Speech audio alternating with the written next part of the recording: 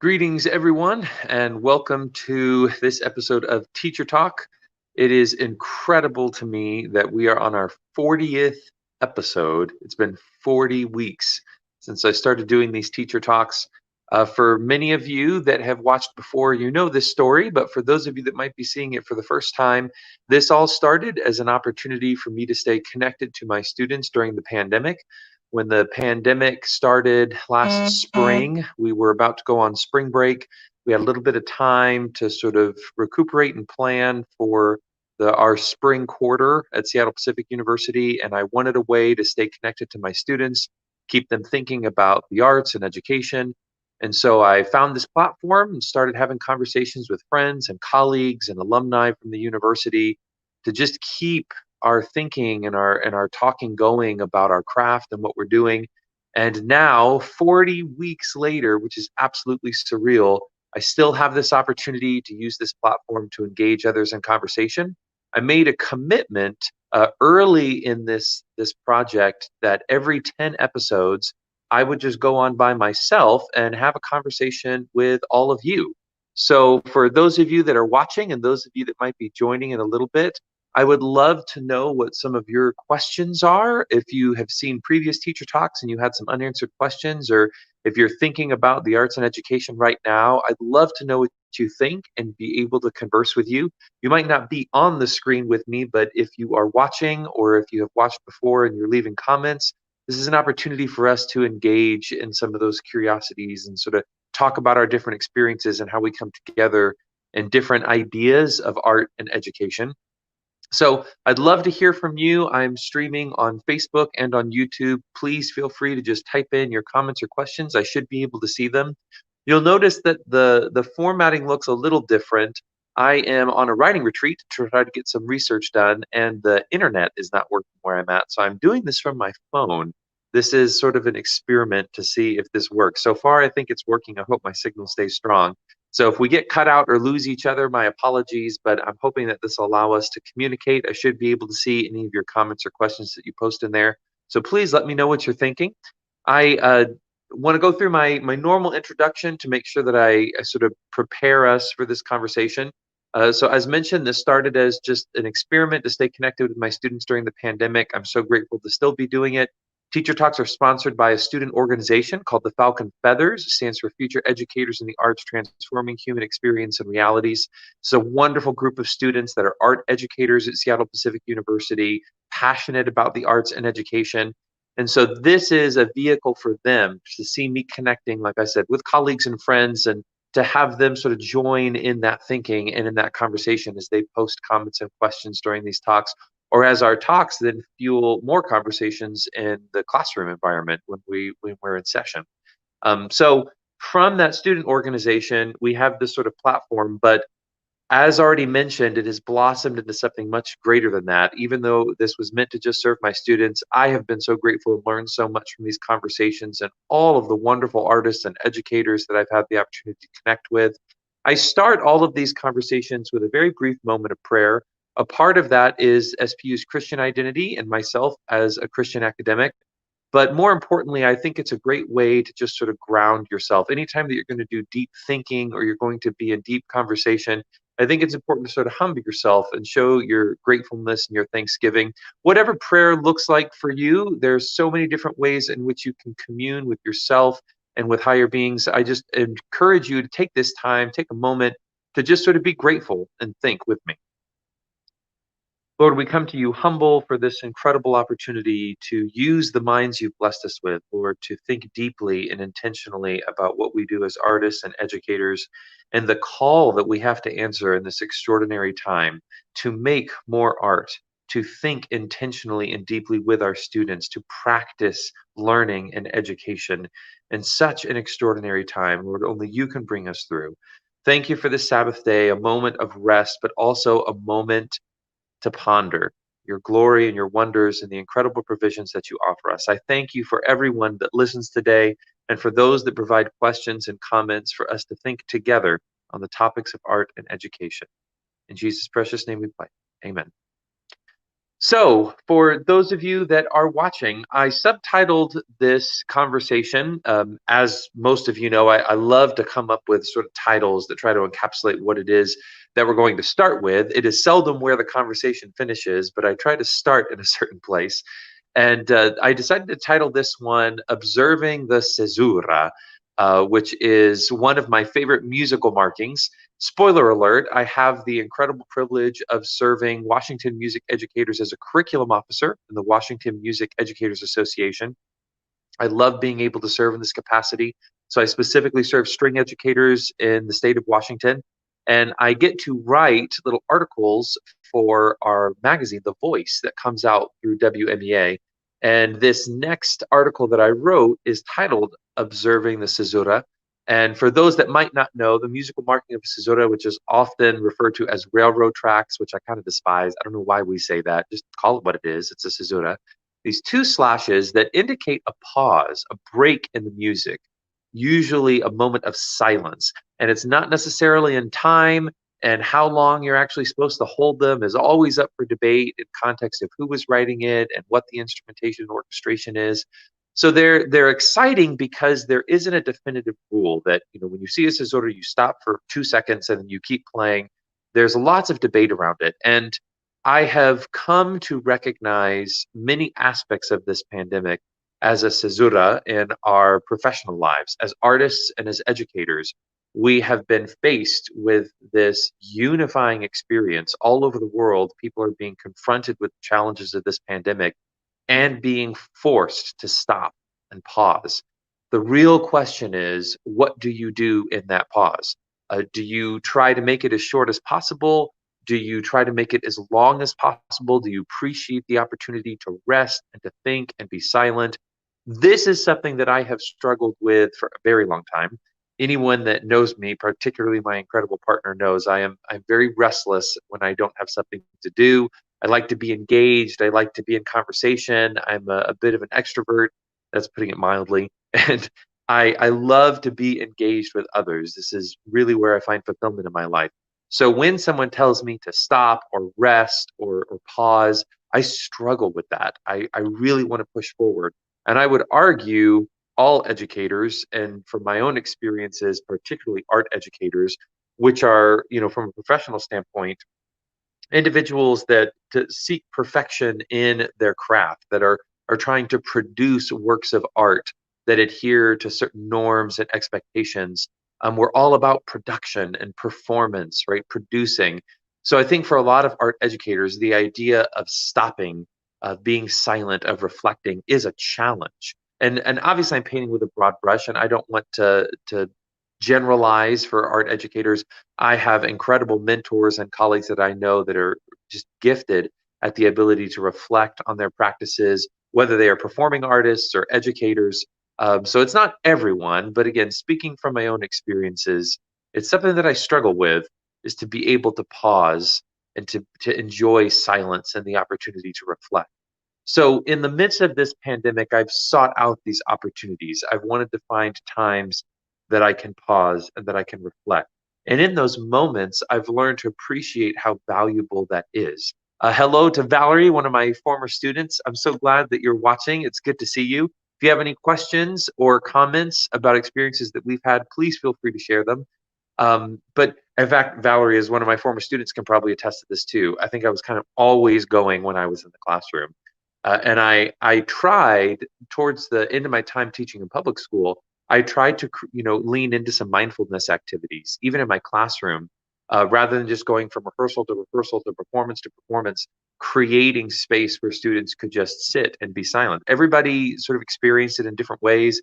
I experimented doing sort of meditative music with it. We did all kinds of mindfulness strategies. This was a part of something our district was promoting, and it was always a challenge. But in embracing that challenge and taking the time to sort of sit and think in sort of the most random of places. I should mention this wasn't something that was sort of prescribed that, from 8 to 9 every morning, I'm going to do this thing. I would try to find opportunities where it seemed fitting. If we were really frustrated in rehearsal, if there was a lesson that was not necessarily going well, if I was really frustrated, just sit in my office and give myself time to think and process, right? Take that break, that caesura, in the midst of your solo pause. And you have to forgive me for all the musical analogies. I think they're just too strong to avoid. But so, as you're playing your part, right, in this grand symphony of life, how do you react to those pauses? Is it something that you embrace? Is it something that you cherish, that you recognize value in, or is it something that you try to push back as quickly as possible? Even in the pause, are you more focused on what's coming next? Are you consumed with what happened previously? Or are you really able to be there in the moment and appreciate the silence, as it were, or the ending of music and the anticipation of the start of the music? There's not one way of looking at it. I think that's what's really powerful about it.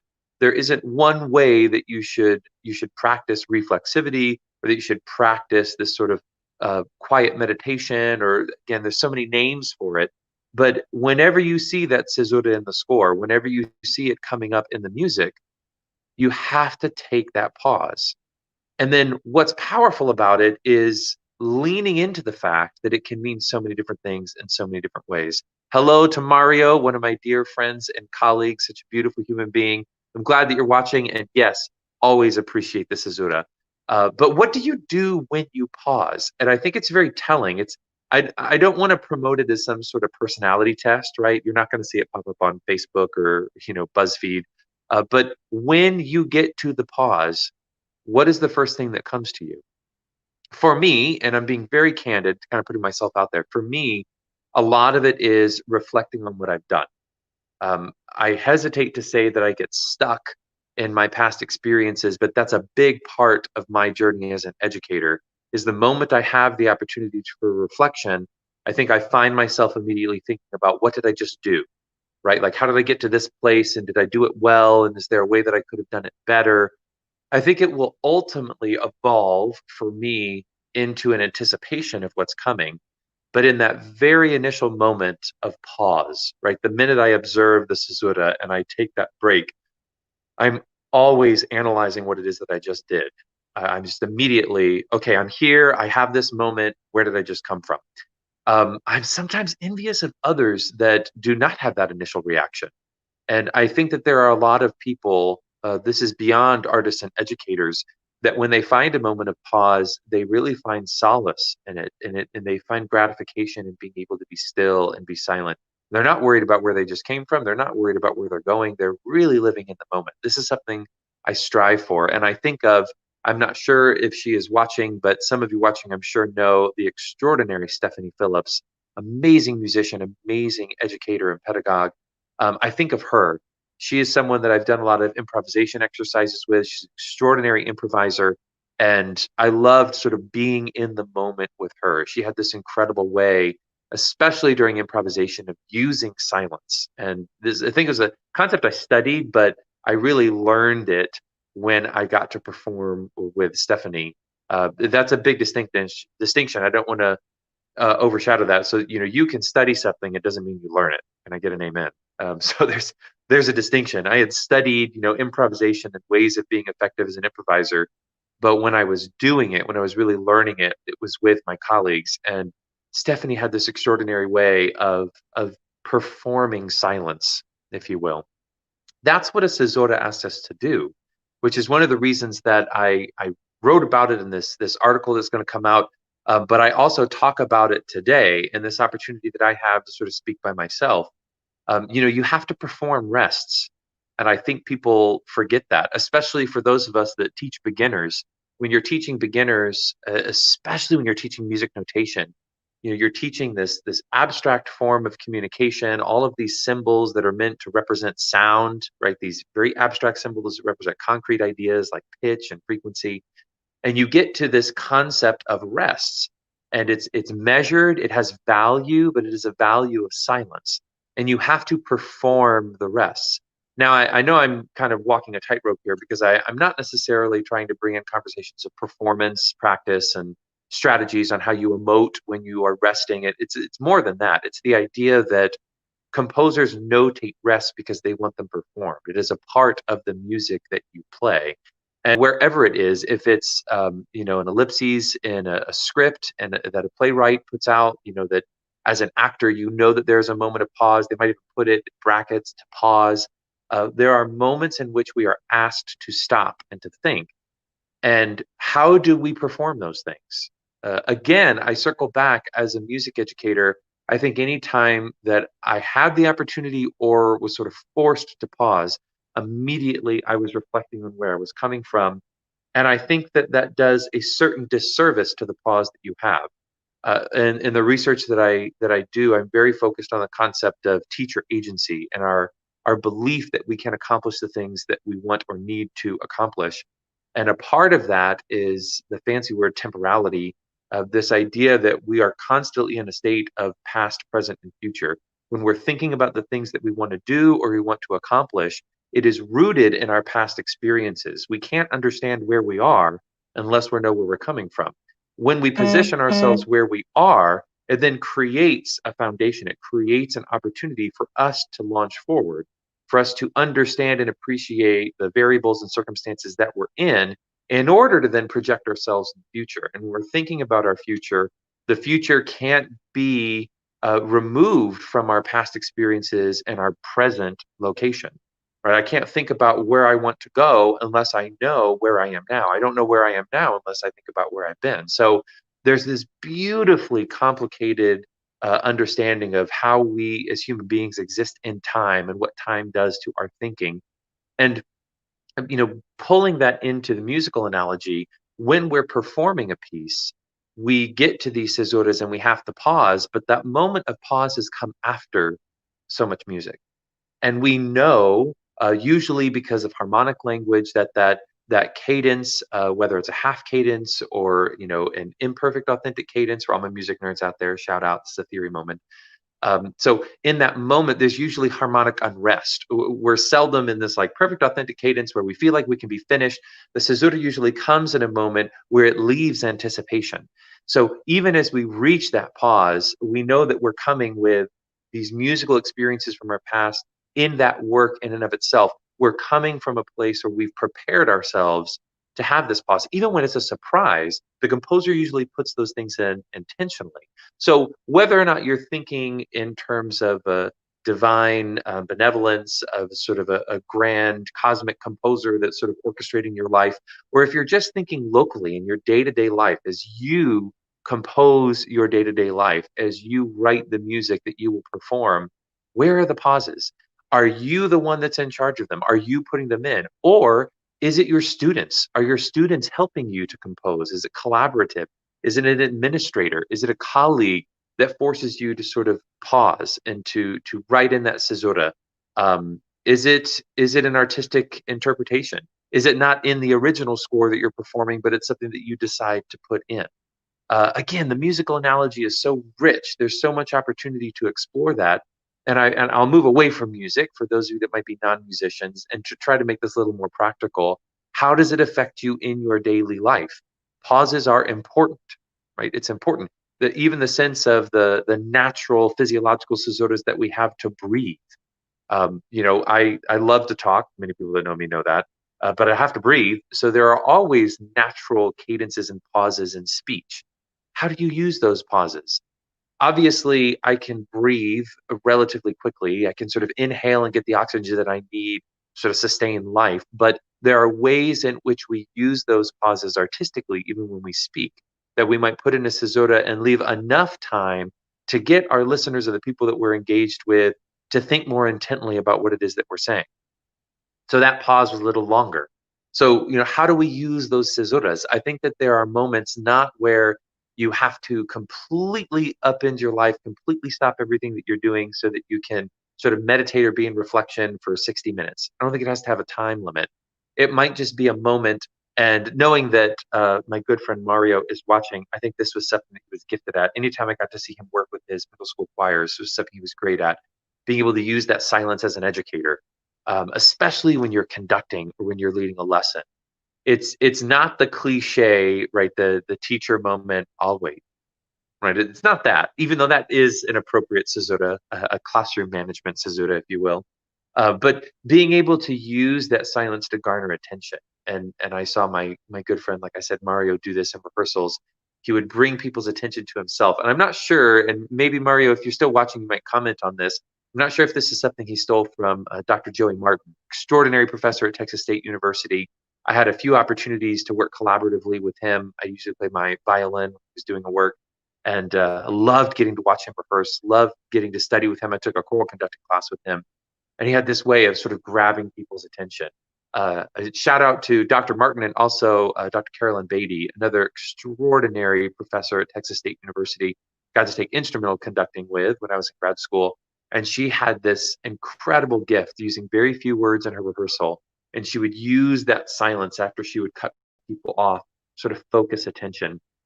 Great orators and performers, not just actors, right? But people that are incredibly eloquent in terms of how they speak and communicate. I think use these caesuras, use these breaks and pauses, if you will, to great effect.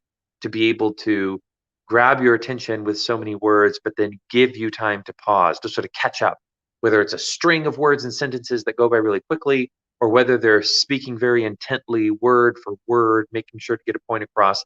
There are really important moments in which you pause.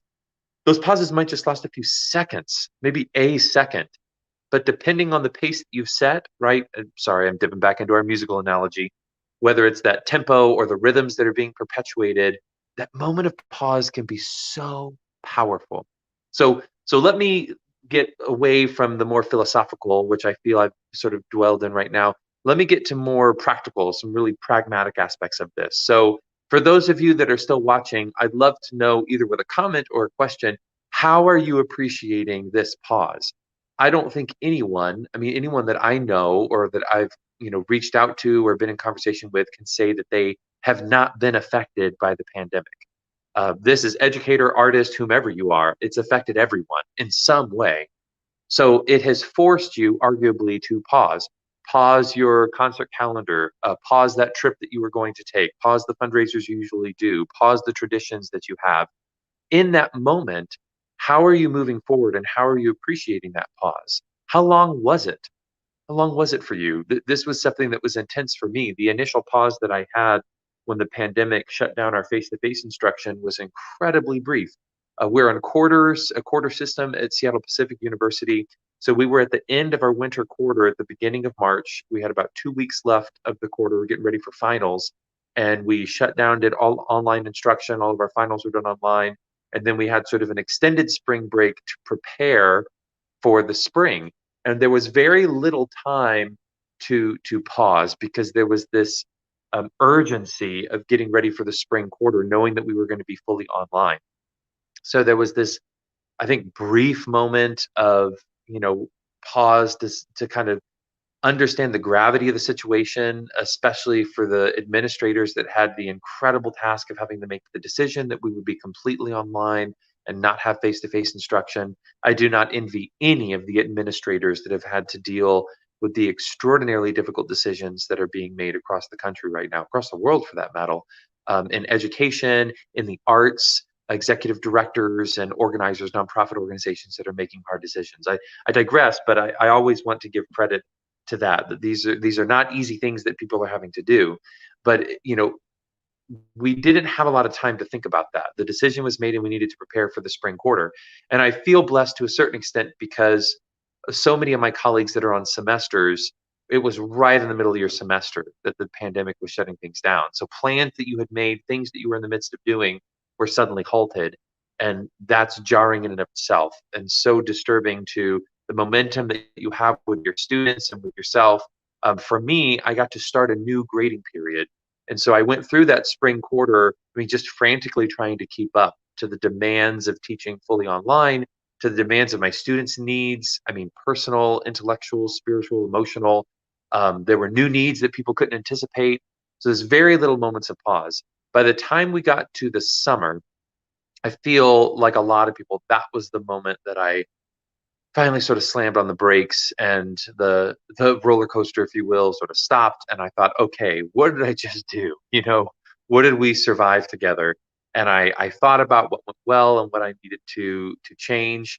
But as mentioned at the beginning of this, I sort of immediately pushed myself into preparation. I left myself little time to sort of sit in the moment and to appreciate what was going on.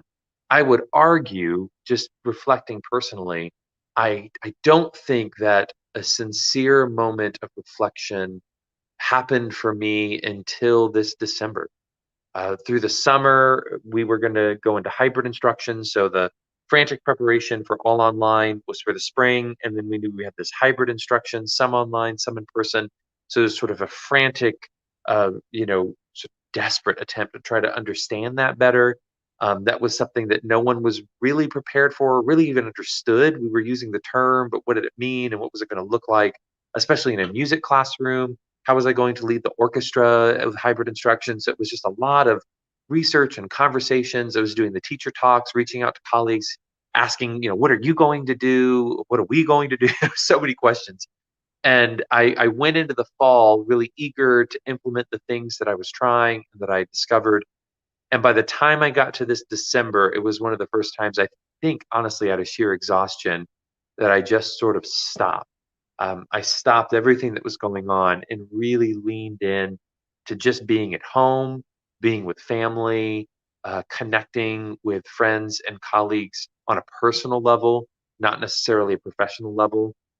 So, it took me months, almost 9 months to be able to get to that place where the Cesura meant something more to me than just a professional obligation, right? Like as the performer, it's written in there. I have to do it because the composer wrote it in, but I'm going to pause for a second and move on. It really became something personal that I said, I need to pause. I need to take this moment and force myself to not pause and immediately reflect. Again, as mentioned earlier, for those of you that might just be watching, I think I was really stuck in a situation where any pauses that I took were immediately for critique, and the reflexivity that I was practicing was to improve or to better my teaching or myself, which is good. It's not necessarily bad. But I think there is significance in not trying to analyze yourself in your teaching, not trying to be completely consumed by how you can do things better, but just recognizing that you did the things. For those of you that are Last Airbender fans, in the latter seasons, my partner and I always talk about this as great characters. And one of the lines that we stole from the show was "Do the thing, Julie." Right. So there's this just great line of like, just do the thing. And there's all this conversation and turmoil in the show, and they'll say, just do the thing. And we'll tease each other all the time to say, just do the thing, Julie, just do the thing.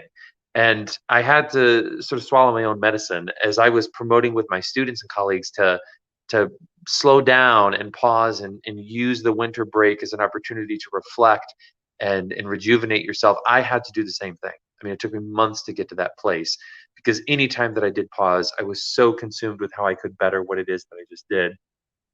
And I'm grateful. I'm grateful that I finally had the consciousness to be able to do that. I'm grateful for the people in my life that forced me to do it. And I pray that those of you that see this, that you have those people in your life as well. And if you don't, that you find a way to create that system for yourself. It could be friends, colleagues, students, peers, really anyone that will be able to hold you accountable to say, stop for a second. Don't think about what just happened. Just stop and be in this moment. Um, there's a great movie, uh, the and it's difficult. I can usually just open my laptop and Google these things, but I forget the name of it. The Sound of Steel.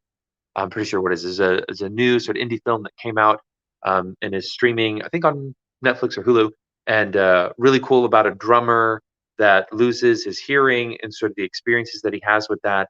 And there's a really powerful moment in which he's trying to learn how to live his life as someone that is deaf, and the mentor that he has that's working with him sort of says, when was the last time that you were just quiet and still and that you appreciated that?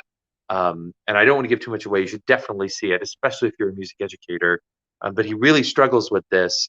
And there's a moment in the film that you recognize that he finally finds that moment for himself.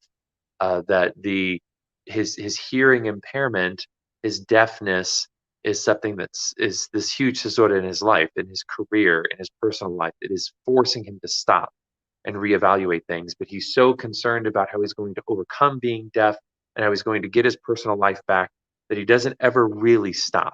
to appreciate the silence. And it's spoiler alert, it ends up happening for him, but I won't say anything else because you really should see the movie. But I think that was a part of this journey for me during this pandemic. And by no means is it over. I wish it were, but I think we're all still struggling. Well, not all of us. I think some of us are thriving, and I don't want to discredit the people that are finding incredible success in the midst of this. But for others like me that identify with the struggle, hashtag struggle, it's very real. Um, for those of us that are still struggling, it's important to find the Cesuras, find the pauses. And I think that that movie was absolutely a part of my journey. I watched it early in my winter break when it was started streaming, and watched it with my partner, and it was incredible. And it really did force me to say, wow, it's so many times art does that for us, whether it's film or it's music or it's theater or it's visual art. I think that it can force us to be introspective and force us to take a moment. Those of you that know me know that I love quoting Maxine Green, and she's a huge believer in this. That's what the arts allow us to do: is see past our present selves, to see imagined futures and possibilities. And that's what this movie helped me do. I sent it immediately to one of my colleagues at SPU. Actually, and I said, "You got to watch this. He's a big film buff." And Jeffrey Overstreet, if you're watching, I love his work and what he does with his students. And I sent it to him immediately. I was like, this is something that is really important, for all of us to sort of watch, especially as educators, to understand the struggles that people are having, and to not be able to fully appreciate what they're going through, but to always encourage them, right? To really encourage them to find a moment to enjoy the silence, to just be alone with themselves. And for some, I think that's one of the hardest things that you can ask them, especially for someone like me who considers himself an extrovert. It's hard for me to be alone, to be by myself. My mind is racing, and I'm consumed with possibilities and reflection of what could have been and how I could do things differently. To be alone with myself can sometimes be a dangerous thing, but I think healthy and important. So I'm curious, for those that are listening, for those that have already tuned in, what are you thinking? What are your thoughts? I'd love to have this conversation with you. Um, I've shared a lot about my experiences, how I approach conceptually the idea of these pauses, these caesuras in my life. But I'm curious for you, what does that look like? What have the pauses of your life meant? Whether it was something that was personal or professional, whether it's directly related to the pandemic, how do you process it? How do you deal with it? Does it have value to you? And are there ways that you can find more opportunities to pause? Um, as I'm waiting for some comments, I'll share this with you.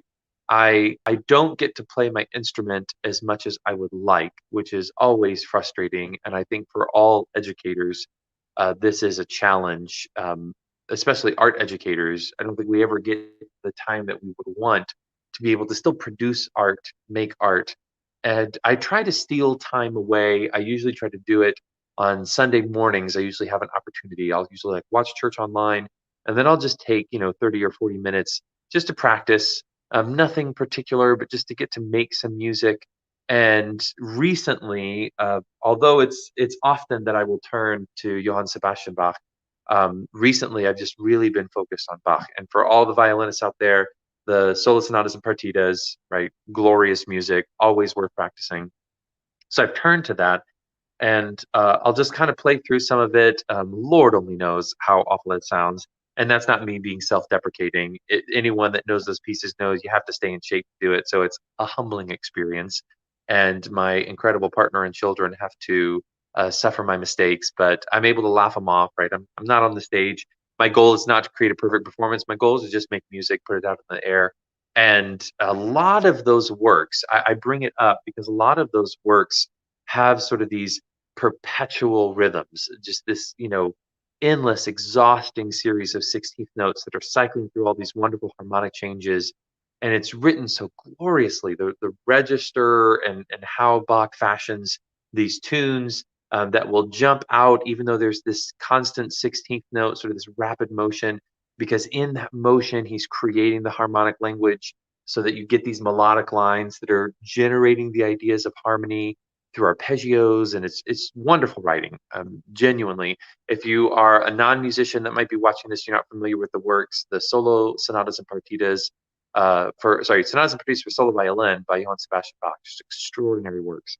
And so I've been playing these, and a lot of the works, like I said, have these constant 16th notes. And as I'm playing them, I've become really conscious of all of the sort of natural pauses that I end up putting in. And so many of it it's unconscious.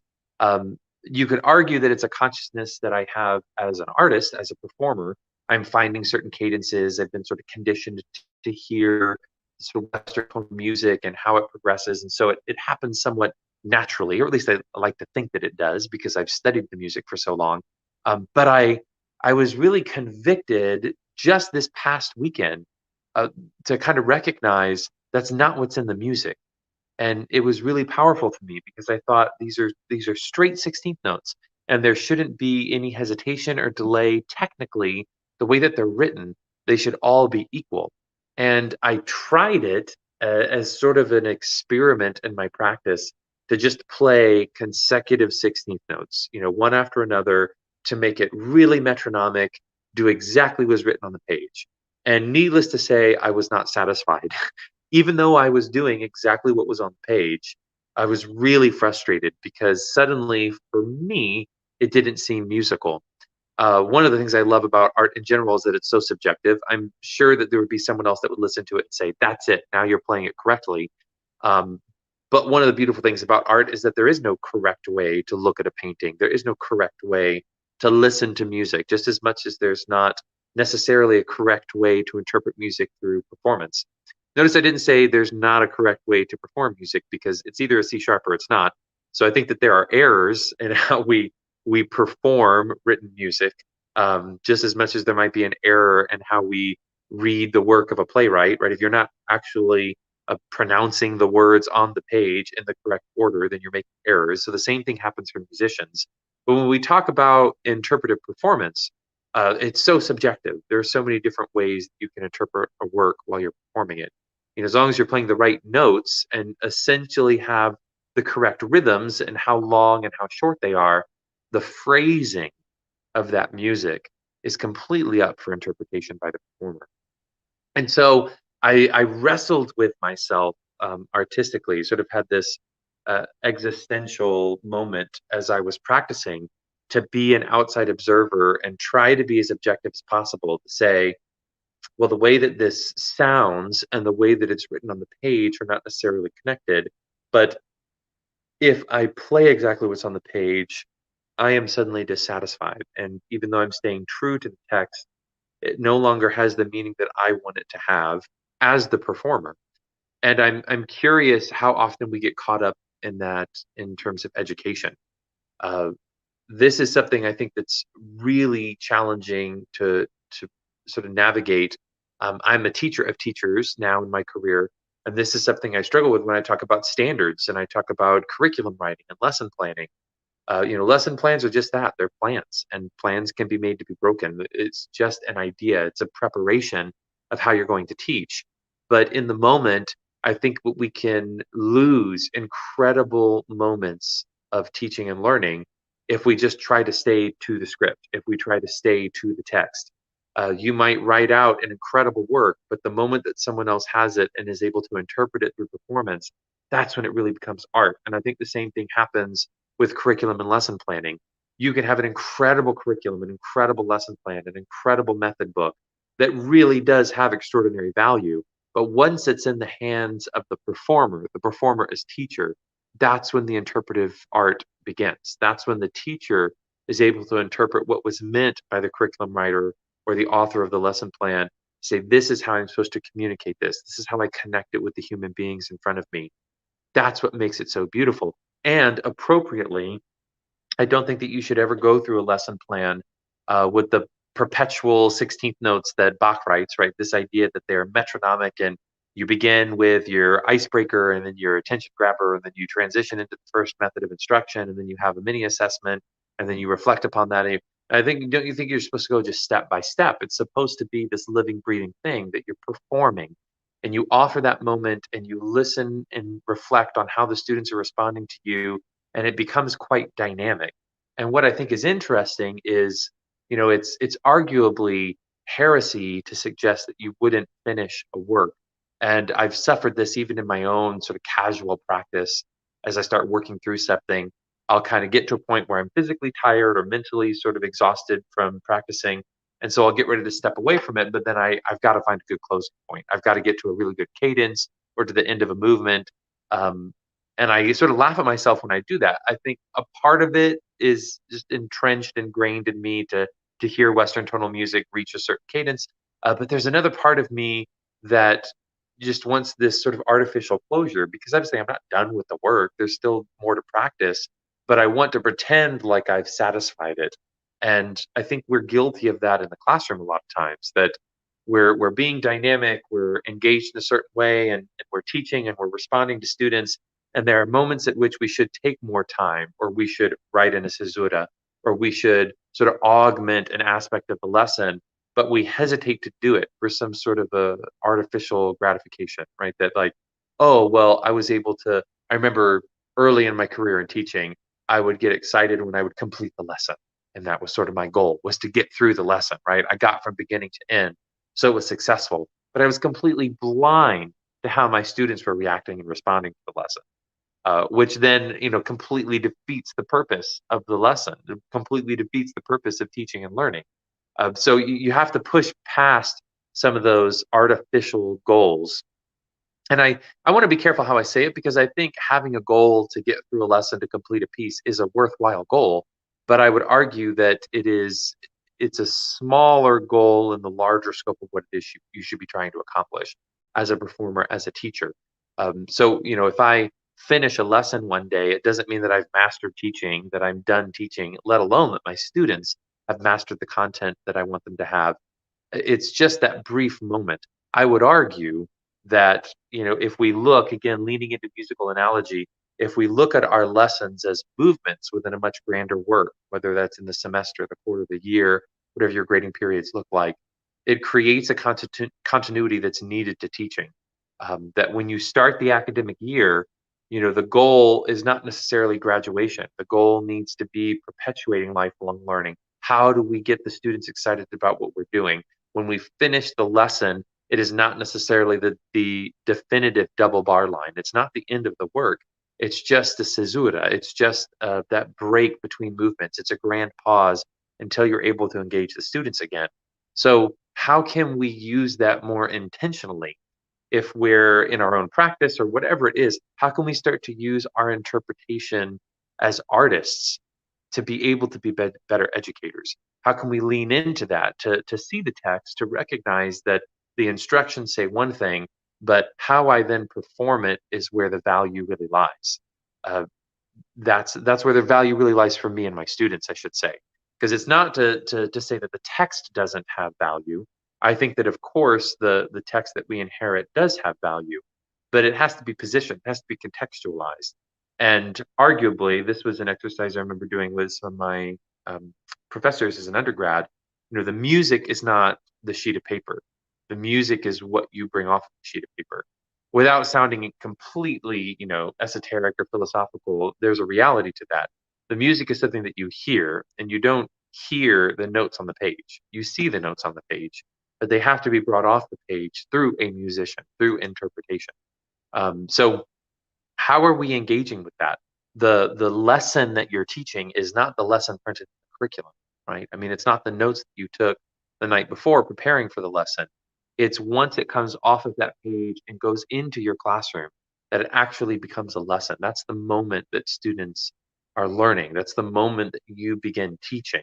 You can't just have the curriculum on a stand and assume that people are going to be learning. It's something that has to be brought off of the page just as much as music has to be brought off of the sheet music that we're looking at, or that the paint has to be brought off of the palette onto the canvas. Again, I think this can be mirrored onto any of the arts that you might be engaged with. There is that transmission of the concrete, the building blocks, the bricks that have to be brought together in order to make the final product. And I think that's a great way of looking at what we do as educators is that in fact, I just had this conversation with a colleague. I really do feel like my job as an educator is to create opportunities for learning. right? My goal is to gather resources and create these opportunities for students to learn rather than looking at standards as sort of biblical truth as the only goal that I should have for myself and for my students. The standards are a great way to keep people accountable, but they shouldn't be the end goal. They shouldn't be the only thing I'm trying to accomplish.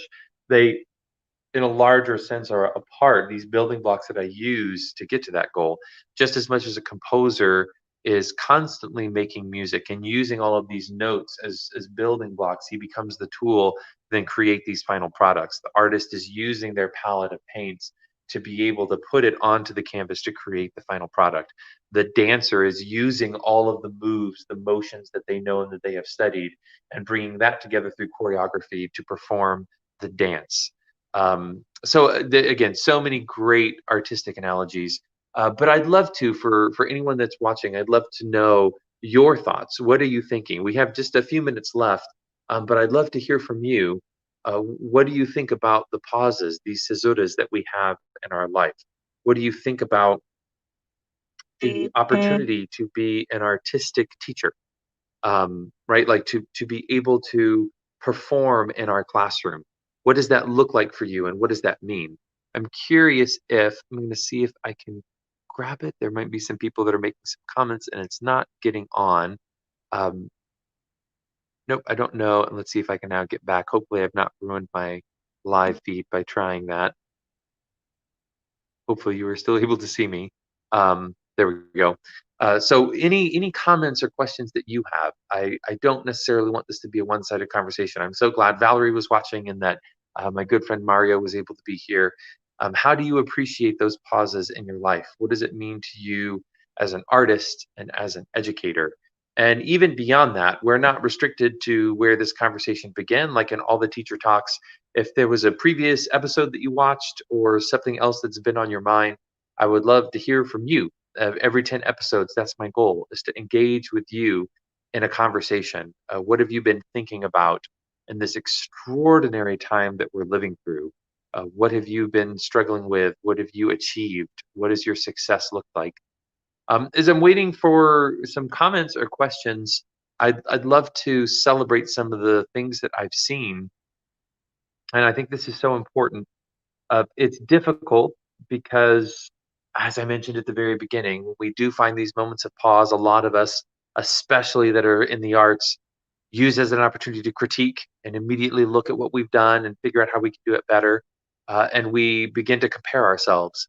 And I know a lot of educators that have been frustrated by the product of their colleagues, that they're seeing their colleagues produce these great virtual performances and doing things and have become quite defensive about that and sort of defending why they did or did not do the virtual performance and what that's looked like in their classroom.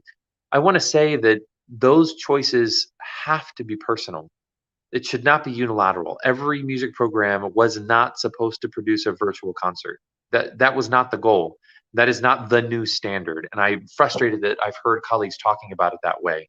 That was an opportunity to talk about teaching and learning in a virtual environment. That was an opportunity for people to share the product of what their students had been working on. But that was not the product that we should see come out of any of these grading periods that we've had that have been completely online. And I'm speaking from experience as someone that's produced some virtual performances.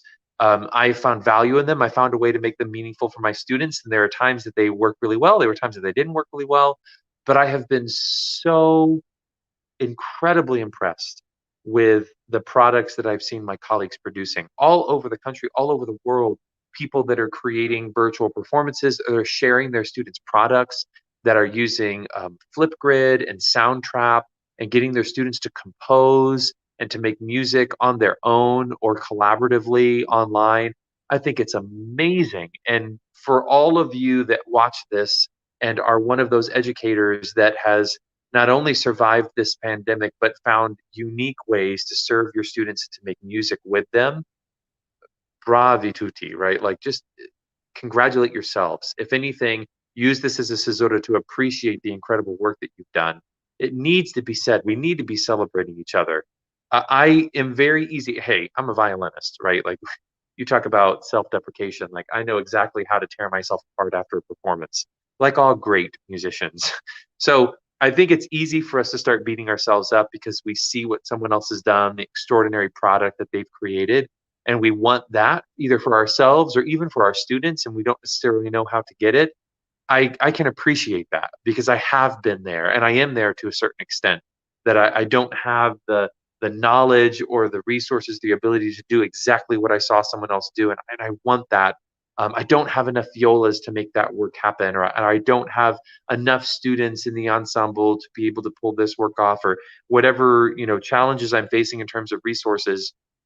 I do get frustrated, and it's okay to be frustrated because it shows that you want more for yourself and your students. I don't think that's a bad thing, but I don't think that we need to be tearing each other down. We have to avoid this sort of general condemnation that I've seen from people that suddenly start condemning all virtual performances. Some of them are great. Some of them are performative. Some of them were just there to generate a product. You can tell that they're like crazy auto tuned, or that, not everybody's included in it. That's fine. I mean, every educator has to make their own decisions. Every ensemble has to make their own decisions. Some ensembles and educators have more resources than others to pull something like that off. That's great. I mean, they're doing something. I think doing something rather than nothing is the key right now. But I'm so frustrated by seeing people getting into the online forums, or, I mean, like, call it what it is, just throwing a ton of shade and saying, I don't understand, maybe they should worry about this, or, you don't know that teachers struggles. You don't know what they're going through. You don't know what their student population is. You don't teach there. So it's easy for you to sort of, cast this shade of, yeah, well, that's just their program. We didn't have to do that. Or I don't want to use AutoTune, or I don't think it has value in my program. Good. Make decisions for you and your students. You should be. That's culturally responsive teaching, is you understanding the culture that you serve, you understanding what your students' needs are. You should do that. But at the same time, we don't need to bring other people down and judge them for deciding that was the product that they need, or, becoming these connoisseurs of virtual performances.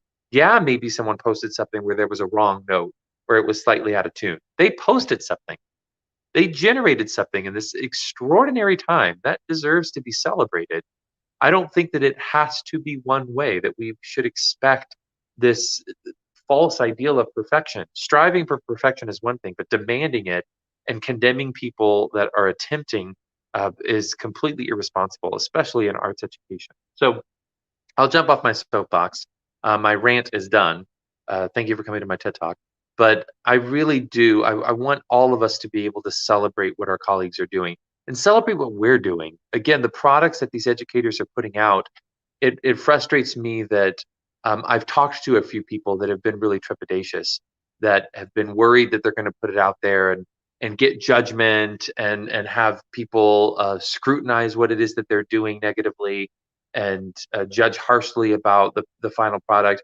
And I just think it's so unnecessary and it's so irresponsible for all of us, particularly colleagues, to be doing that. And really just lean into the idea that that's remarkable, that you're investing your time with your students to be able to put more music into the world, whether you're doing it in person or virtually or hybrid. That's beautiful. That's what we need right now. More art, more music, more opportunities for engagement. I think the arts is one of the greatest ways to do that.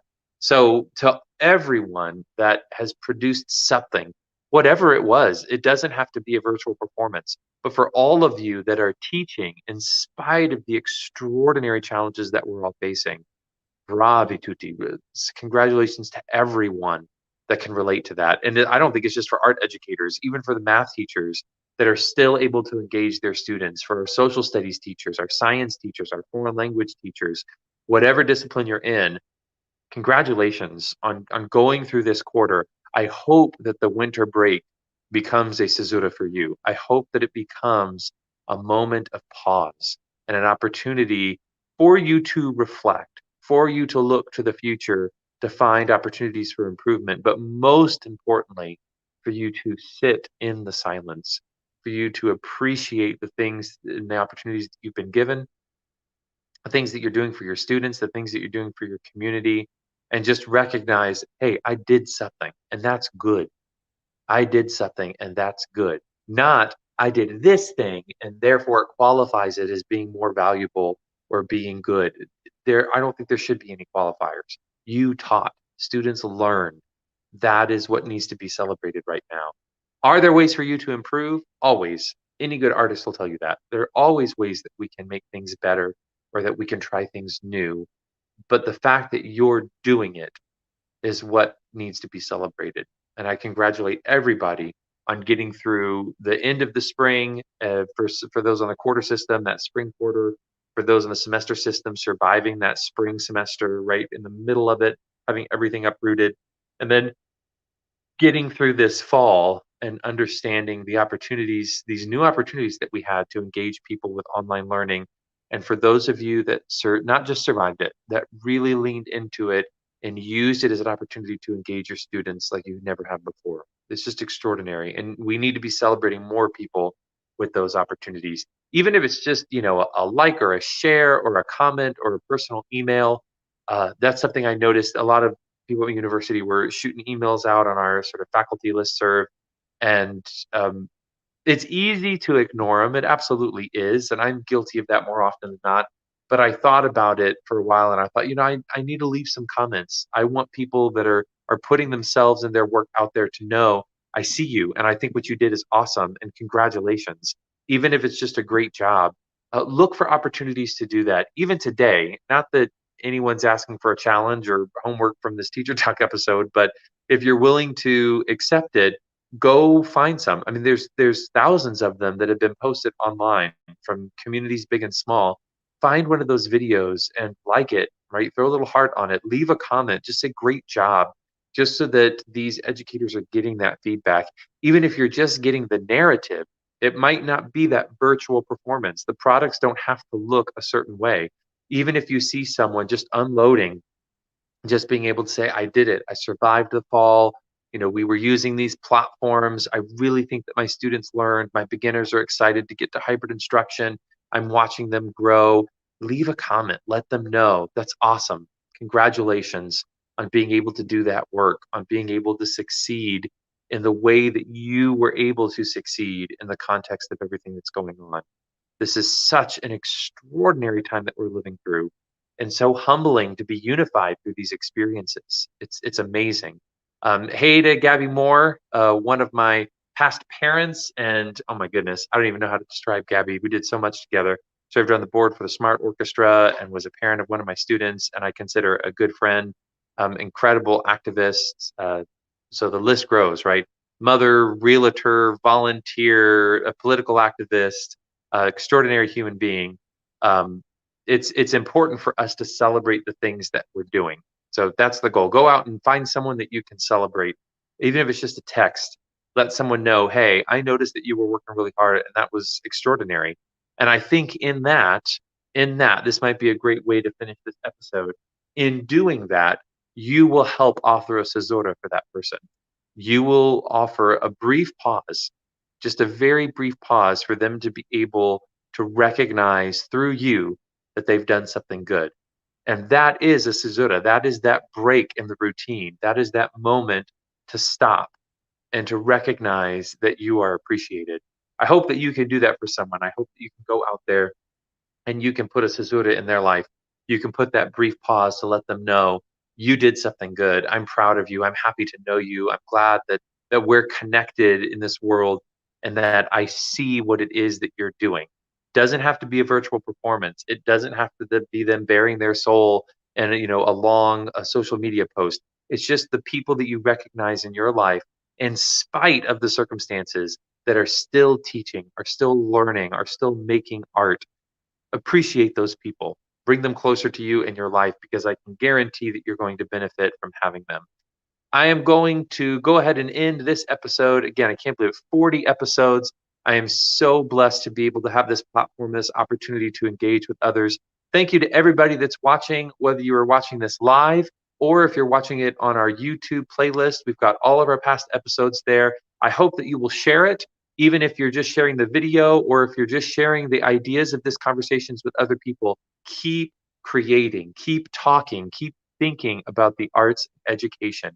Even though we are appropriately distancing ourselves physically, and we all need to keep doing that, it doesn't mean that we have to distance ourselves spiritually, emotionally, intellectually. Stay connected. Utilize technology as the tool that it is to connect us and to get us thinking and get us growing together as artists and musicians and educators. So I hope you've enjoyed this time. I always love having the opportunity to connect with others.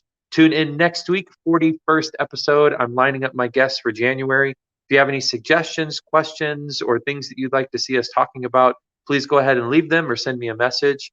I hope you enjoy the rest of this day, and I hope that you are excited about future possibilities, about what this spring, quarter, or semester is going to bring you. I'm so grateful to have all of you in my life, and I look forward to connecting with you in future Teacher Talks. Have an amazing day. We'll talk to you again soon.